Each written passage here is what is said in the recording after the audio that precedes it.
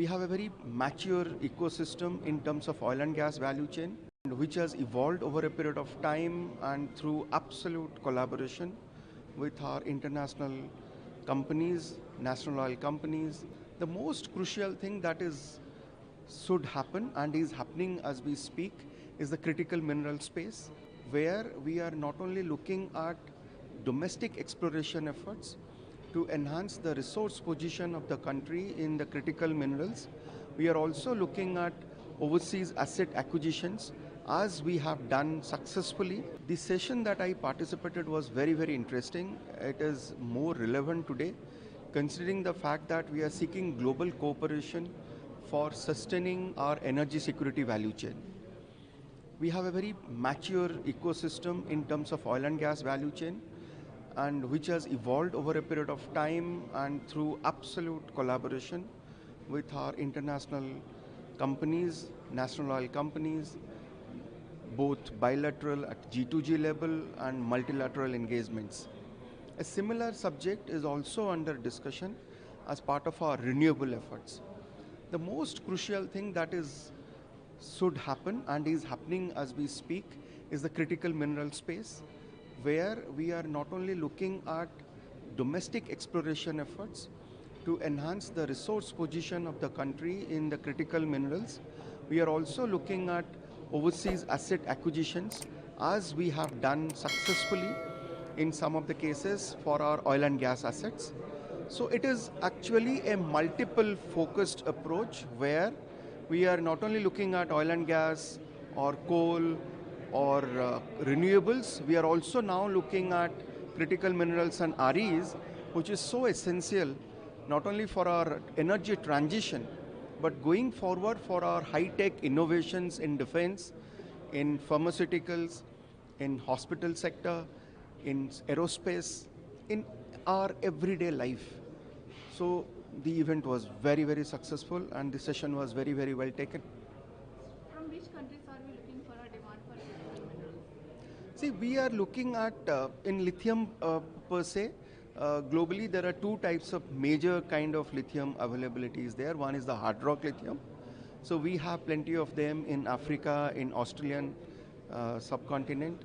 And we have lithium in terms of brine, that is primarily in the salads of Latin America we have.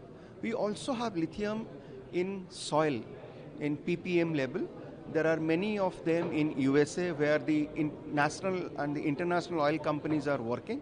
And there are several such prospects we have in the country which needs exploration, and efforts are underway. Is there any deal signed by us, by India, such countries? See, what happens when we collaborate with international organizations, we have something called a confidentiality agreement.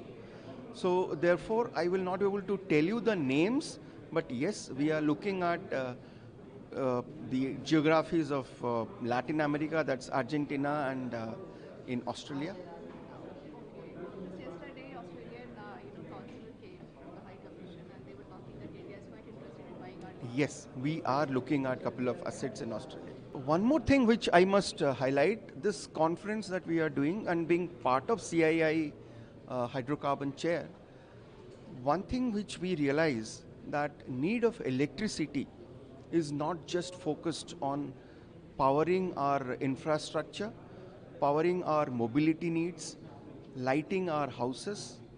It has gone beyond. Today, considering the need of AI and ML interventions in whatever we do, in our business portfolios, in our production facilities, in our manufacturing capabilities, we foresee that AI has already taken a shape and a drastic step in multiple ways, for which we need very, very high-end advanced data computing facilities.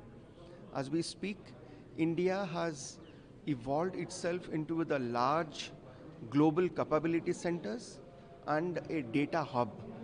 To power these data hubs for handling all these multiple data sets, we need electricity, and that is where we also need economically, or I'll not say cheap, but economically viable, sustainable electricity with 100% assurance.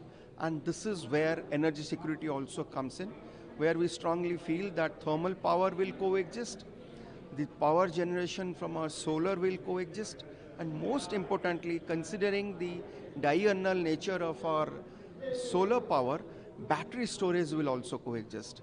And for battery storage, again, we need critical minerals like lithium, vanadium, graphite, and all.